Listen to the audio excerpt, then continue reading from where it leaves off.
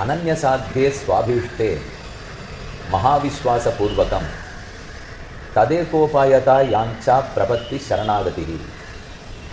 இது ஒரு பிரமாண வாக்கியம், வடமொழியில் இருக்கு. இதுக்கு முதல்ல பொருள் என்னான்னு பார்ப்போம். இதோட தொடர்புடையது தான் ஆண்டாளுடைய திருப்பாவையில் இன்றைய பாடல் 28வது பாசுரம். அந்த பிரமாணத்துக்கு அர்த்தம், நாம் ஒன்று அடையணும்னு ஆசைப்படுறோம், அது தாழ்ந்ததாக இருந்தால் தள்ளிவிட்டு மிக உயர்ந்த பயனான பெருமானையே அடைய விருப்பப்படுகிறோம். ஆனால் அதுக்கு என்ன வழி என்று தெரியவில்லை. அப்போ நாம் பெருமான் அடையணும்னு ஆசைப்பட்டு அதுக்கு வேறு வழி நம்மால் சாத்தியமாகாது, நமக்கு அது கையால் ஆகலை அப்படின்னு புரிஞ்சுப்படுத்தினால் என்னதான் செய்யப்போ? நாம் எந்த முயற்சி எடுத்து பார்த்தாலும் கிடைக்கலேன்னு தெரியுது.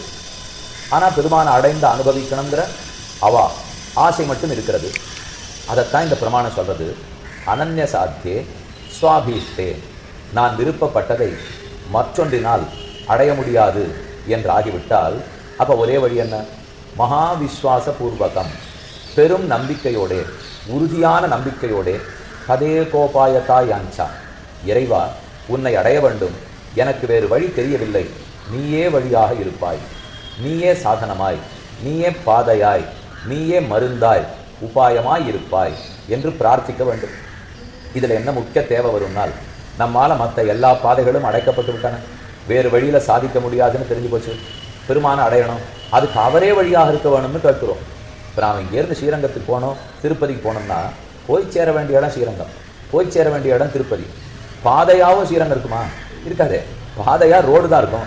அப்போ ஏதோ ஒரு பாதை மூலமாக ஸ்ரீரங்கத்தை அடைந்தால் பெருமானை தரிசிக்கலாம்.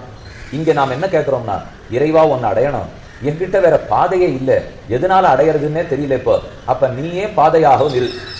இந்த பிரார்த்தனைக்கு தான் சரணாகதி, சரணாகத்தின்னு பேர். அடிக்கடி இந்த பேரு சப்தம் கேள்விப்பட்டிருக்கிறது. சரணாகதி பண்ணியிருக்கா, இறைவா நீயே சரண் இருந்துட்டேன், நீயே தஞ்சம், நீயே புகழ், எனக்கு ஒன்றுமே வழி தெரியலே, உன் திருவடிகளே சரணம்னு சொல்கிறோமே, அதுக்கு தான் அர்த்தம். இப்போ நான் ஒன்று அடையணும்னு விருப்பப்படுறேன், ஆனால் அதுக்கு வழி என் இடத்துல இல்லை, நீயே வழியாகவும் இருப்பாய். அவரே வழியாகவும் இருக்கணும், அவரே போய் சேர்ற இடமாகவும் இருக்கணும். இப்போ அப்போ நாம் அடையும் இடமும் அவனே, அடைவிப்பவரும் அவரே, பிராபகனும் அவரே, பிராபியமும் அவரே. இதைத்தான் ஆண்டாள் நன்கு புரிந்து கொண்டு நமக்கு புரிய வைப்பதற்காக பெருமானே வழியா இருக்கணும், பெருமாள் தான் நமக்கு ஒரே சரண், புகழ், அவர் தான் பாதை அப்படிங்கிறது 28வது பாசுரத்தில் கூறினாள். அவரை வழியாக பற்றி அவரை அடைந்து விட்டோம். அடைந்து என்ன செய்கிற போறோம்னால், இறைவன் திருவடிகளுக்கு தொண்டு புரிந்து கொண்டே இருக்க வேண்டும், இறை அடியார்களுக்கு தொண்டு புரிந்திருக்க வேண்டும். இதுதான் புருஷார்த்தம். நம்ம கேட்டுருக்கிற பரிசு இதுதான். இதுதான் அடைந்து அனுபவிக்க வேண்டிய பயன். பயனை கூறியது நாளைய பாசுரம், வழியை கூறுவது இன்றைய பாசுரம் 28வது பாசுரம். கரவகள் பிஞ்சென்னு காணம் சேர்ந்துண்போம் அணி ஒன்றுமில்லாத ஆய்குலத்து உந்தன்னை பிறகு பெருந்தனை புண்ணியம் யாமுடையோம் குறவொன்றுமில்லாத கோவிந்தா உந்தன்னோடு உறவேல் நமக்கிங்கொழிக்க ஒழியாது அறியாத பிள்ளகளோம் அன்பினால் உந்தன்னை சிறுபேர் அழைத்தனவும் சிறியருளாதே இறைவா நீதாராய் பறை. அப்ப நீ பறை தாராய், இறைவா நீதான் எங்களுக்கெல்லாம் ஆத்மா, நீதான் சொத்தான எங்களை உடையவன், நீ கொடுக்கலன்னா ஆரிடத்துல போய் கேட்க போகிறோம். இறைவா நீதாராய் பறையின் இன்றைய பாடல். கொடுக்க வேண்டியது அவர்னு சொன்னது, பெற வேண்டியது எது? பறை. பறைங்கிறது கொடுக்கணும் இல்லையோ, அதை நாளைய பாசுரத்தில் வைத்து நீதான் நமக்கு பறை கொடுக்க வேண்டும், மற்ற இடத்துல ஆசையை மாத்து, உன்னிடத்திலேயே ஆசையை வரவழைப்பாய். இது நாளைக்கு பாசுரம். இது ரெண்டையும் சேர்த்து தான் துவயம் துவயம்னு ஸ்ரீவைஷ்ணவ சம்பிரதாயத்திலே சொல்லுவார்கள். ராமானுஜ சம்பந்தத்தை பெறுகிறோம். ராமானுஜர் அவதரித்து அடுத்த ஆண்டு 2017வது வருஷம் மே மாதம் 1ஆம் தேதி அன்றைய தினம் சித்திர மாசத்தில் திருவாதிரை திருநட்சத்திரம். இதுக்கு சரியா 1000 ஆண்டுகளுக்கு முன்னால் தான் பகவத் ராமானுஜர் ஸ்ரீபெரும்புதூரில் அவதரித்தார். அவரை ஆண்டாள் தன் தமையனாராகவே தன் அண்ணனாகவே பாவித்தாள்னு கீழே உந்து மதகளித்தன் பாசுரத்தின் போது சொன்னேன். அதை ஞாபகத்தில் கொள்க. அந்த ராமானுஜர் நமக்குன்னு விட்டு போன உயர்ந்த சொத்து துவய மகாமந்திரம். நம்ம எல்லாரும் இப்போ அது இது உடம்பு சரியில்லை, மந்திரிச்சுக்கணும், அதை பண்ணணும், இதை பண்ணணும், ரக்கை ஏதோ சொல்லணும் இல்லையா, அதை போல எல்லாவித ரக்கை இந்த லோகத்தில் என்ன ஆபத்து வந்தாலும் சரி, பெருமானுடைய திருவடிகளையே பெற்றுக் கொடுக்கணும்னாலும் சரி, அதுக்கு 3 மந்திரங்கள் உள்ளன. திருமந்திரம், துவயம், சரமஸ்லோகம் என்று சொல்லுவார்கள். இதைத்தான் ஆச்சாரியனிடத்துல போய் நம்ம சங்கு சக்கர பொறி ஒத்தி கொள்கிறோம். பஞ்சசம்ஸ்காரம் அது பண்ணிக்கொள்வது எல்லா நன்மையும் செய்யும், ஆபத்துக்களை எல்லாம் போக்கும், ராமானுஜ சம்பந்தத்தையே பெற்றுக் கொடுக்கும். ஆருக்கு பதில் ஆசை இருக்குன்னாலும் யாருமே பண்ணிக்கலாம். இதுல ஆண் பண்ணிக்கணும் பெண்ணு கூடாது, பெண் பண்ணிக்கலாம் ஆண் கூடாது, உயரமானவன் பண்ணிக்கலாம், எந்த வேறுபாடும் இல்லை. இதுல இனமோ மொழியோ சாதியோ ஆணோ பெண்ணோ ஒரு வேறுபாடும் இல்லாமல் ராமானுஜ சம்பந்தம் வேணும்னு விருப்பப்படுறவர்கள், அவரால் நாம மோட்சம் போகணுங்கிற உறுதியான நம்பிக்கை இருக்கிறவர்கள் கண்டிப்பா ஆச்சாரிய புருஷர்களை அணுகலாம், பஞ்சசம்ஸ்காரம் செய்து கொள்ளலாம். அதன் சீர்மையெல்லாம் அப்பதான் நமக்கு கிடைக்கும். அந்த ஆச்சாரியர் நமக்கு உபதேசம் பண்ணுவார். திருமந்திரம் துவயம் சரமஸ்லோகம். அதில் திருமந்திரம் 8 எழுத்து மந்திரம். நான் கண்டுகொண்டேன் நாராயணாவென்னும் நாமம். சரமஸ்லோகமே எல்லாருக்கும் நல்லா தெரியும். சர்வதர்மான் பரித்யஜ்ய மாமேகம் சரணம் ரஜ அகம் துவா சர்வ பாபேப்யோ மோக்ஷயிஷ்யாமி மாசுச்சா. இந்த கண்ணனே சரமஸ்லோகம் சொன்னார். அந்த உபதேசமும் கிடைக்கும். நடுவில் இருக்கிறது தான் துவயம். அது ரொம்ப ரகசியம், சட்டுன்னு வெளியில சொல்லிடவே மாட்டார்கள். ஆனா அதுக்கு இருக்கிற சக்தி நம்ம வாழ்க்கையே மாற்றி அமைக்க வல்லது. அனைத்து ஆனந்தத்தையும் கொடுக்கும், எல்லா நன்மைகளையும் செய்யும். ஆனா அதை சொல்லணும்னால் இப்ப வெறும் இங்கே உட்கார்ந்து நான் இந்த இடத்துல சொல்ல முடியாது. அது நீங்க ஒரு ஆச்சாரியனிடத்துல வந்து பஞ்சசம்ஸ்காரம் பண்ணிக்கொள்ளும் போது அவர் நமக்கு எடுத்துரைப்பார். அதுல 2 வரி இருக்கு, 2 வரி. ஒண்ணு 200 வரி 2000 ஸ்லோகம்லாம் இல்லை, 2 வரி. ஆனா அது பண்ற நன்மை 2 லட்சத்துக்கு சமம். அவ்வளவு தூரம் உயர்ந்த மந்திரம் அது. அதுல முதல் வரியில ஒரு கருத்து, 2வது வரியில இன்னொரு கருத்து. முதல் வரி பெருமான் திருவடிகளை சரணமாக பற்றுவது, சரணாகதி பண்ணுறது. 2வது வரி சரணாகதி பண்ணிட்டியே என்ன பயனை எதிர்பார்க்கிறேன்?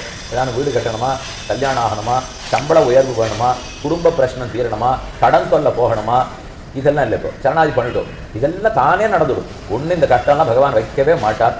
எப்போ சரணாகதிங்கிறது வந்துட்டோமோ, ராமானுஜ சம்பந்தம்னு வந்தால் இது இத்தனையும் மெதுமெதுவே விலகும். இதை தாண்டிடுவோம். இதெல்லாம் வர்றது படுறதுங்கிறதுலாம் இல்லை. இது மனசுல ஒரு விஷயமே படாத அளவுக்கு நம்ம மனசை உயர்த்தி விடுறாரா ராமானுஜர். அதனாலதான் ஒவ்வொரு திருவாதிரை தோறும் எத்தனை 1000 பேர் ஸ்ரீபெரும்புதூருக்கு போகிறார்கள்.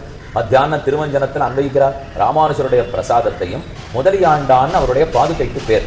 அந்த பாதுகையின் தலையால வாழ்ந்து வர முடியும். பெருமாள் பாதுகைக்கு சட்டாரின்னு பேர், ராமானுஜருடைய பாதுகைக்கு முதலியாண்டான்னு பேர். அப்படிப்பட்ட சிறப்பு வாய்ந்தவர். அவரை பிரார்த்திக்கிறோம். அவர் நமக்கு சொல்லிக் கொடுத்துட்டு போனது என்ன தெரியுமோ? சரணாகதி பண்ணு, இது முதல் வரி. சரணாகதி ஆன பிற்பாடு என்ன பலம் வேணும்னு பெருமாள் கேட்பார்.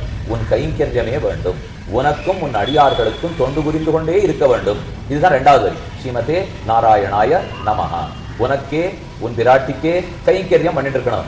இதை தொண்டை தவிர மற்றொன்றில் என் புத்தி போகவே கூடாது. மற்ற இடத்துல விருப்பத்தையே மாற்றி விடு. இதை 2ஐயும் நம்ம கேட்கணும். இதுதான் துவயம் துவயம்ங்கிறா. அதுல சரணாகதி பண்ணது இன்றைய பாடல், தொண்டை வேண்டினது நாளைய பாடல். இன்னும் பாசுரத்தில் எப்படி சரணாகதி பண்றான்னு பார்ப்போம்.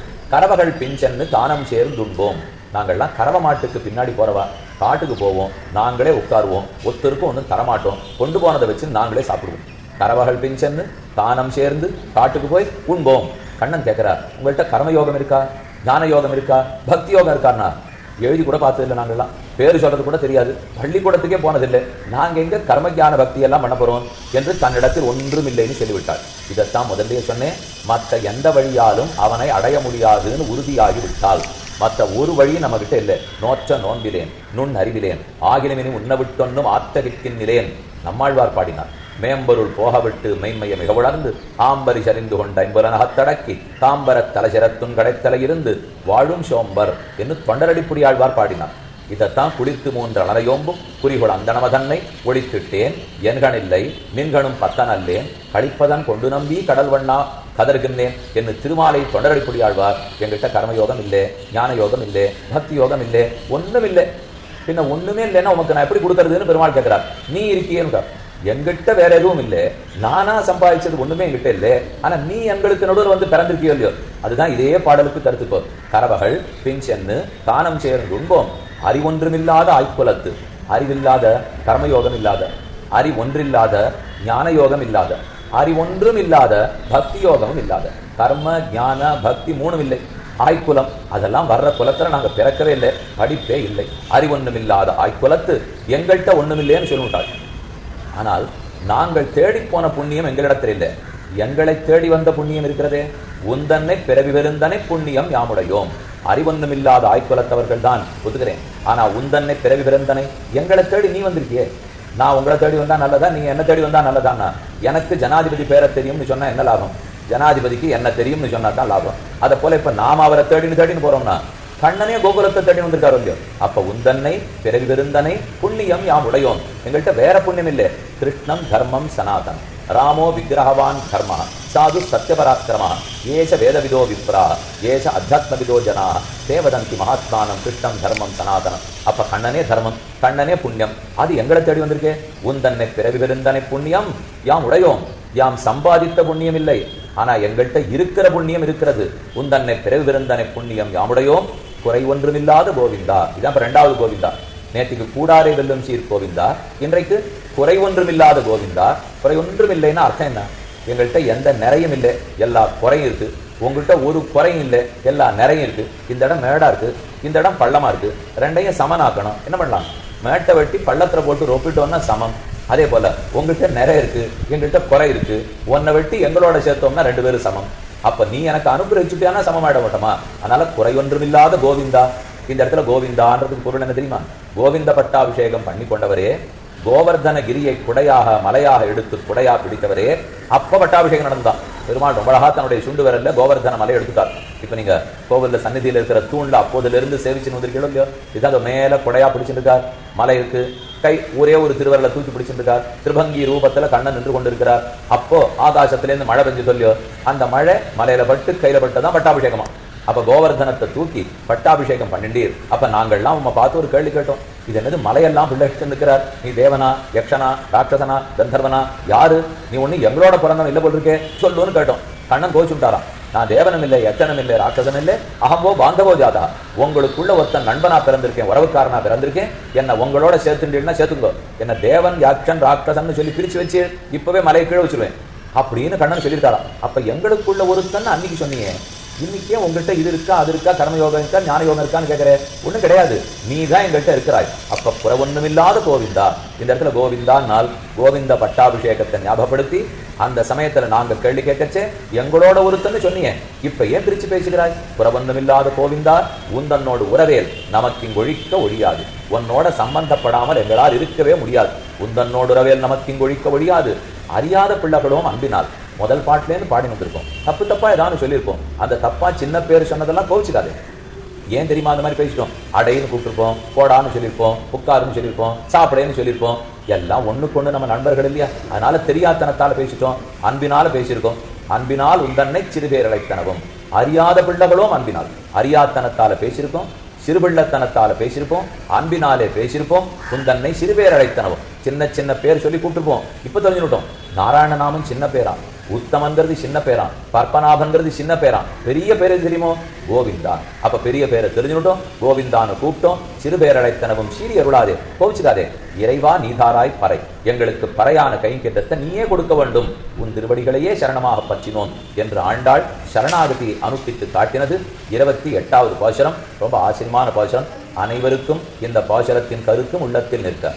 ஆண்டாள் சரணாகதியை சொல்லியிருக்காள்னா, நாம சரணாகதி பண்ணுவதற்கே ராமானுஜ சம்பந்தமும் சங்க சக்கர பொறி ஒத்திக்கொள்வதும் பஞ்சசம்ஸ்காரமும் தான் வழி. அந்த வழி அனைவருக்குமாக கிட்டட்டும் என்று பிரார்த்தித்துக் கொண்டு அமைகிறேன். ஆண்டாள் திருவடிகளே சரணம். நாளை சரணாகதிக்கு பயனாக தொண்டு புரிதலை பிரார்த்திக்கிற பாசுரம் கேட்போம்.